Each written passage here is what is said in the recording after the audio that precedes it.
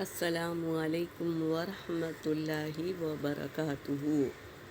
اعوذ باللہ من الشیطان الرجیم، بسم اللہ الرحمن الرحیم، رب زدنی علما۔ آج ہم تختی نمبر 22 میم ساکن کے قاعدے جانیں گے انشاءاللہ۔ اظہار شفوی۔ اظہار شفوی کیا ہے؟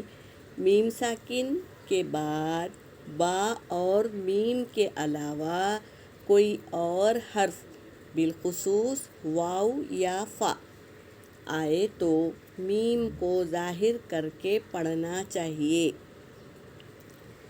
اب نمبر 2 کیا ہے؟ اخفاء شفوی۔ اخفاء شفوی کیا ہے؟ میم ساکن کے بعد با آئے تو غنّے کے ساتھ اخفاء ہوگا۔ اب ہے نمبر 3 ادغام شفوی۔ ادغام شفوی کیا ہے؟ میم ساکن کے بعد میم آئے تو میم کو میم سے ملا کر غنّے کے ساتھ پڑھا جائے گا۔ اب کیسے پڑھیں گے ہم دیکھیں گے انشاءاللہ۔ یہاں پر دیکھو، میم ساکن کے بعد با بھی نہیں ہے اور میم بھی نہیں ہے، تو یہاں پر اظہار ہوگا۔ اظہار شفوی ہے یہ۔ کیسے پڑھیں گے اظہار کو؟ ایز اٹ از، جیسا لکھا گیا ہے ویسا ہی پڑھیں گے۔ ہم فیہا لکم دینکم لم یلبسوا ام لم تنذرہم۔ یہاں نون ساکن کے بعد اخفاء کے 15 حرفوں میں سے ذال آیا ہے، اس لیے یہاں پر اخفاء کریں گے۔ تنذرہم ام لم تنذرہم لہم اجر۔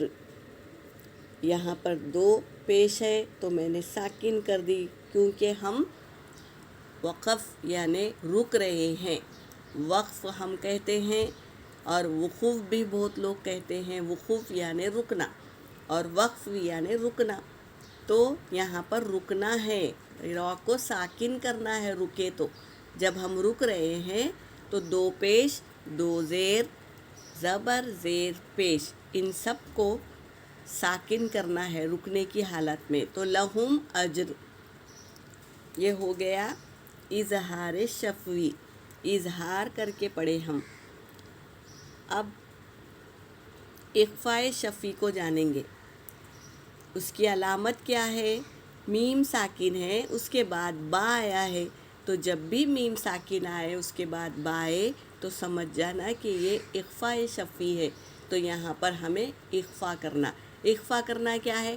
ناک میں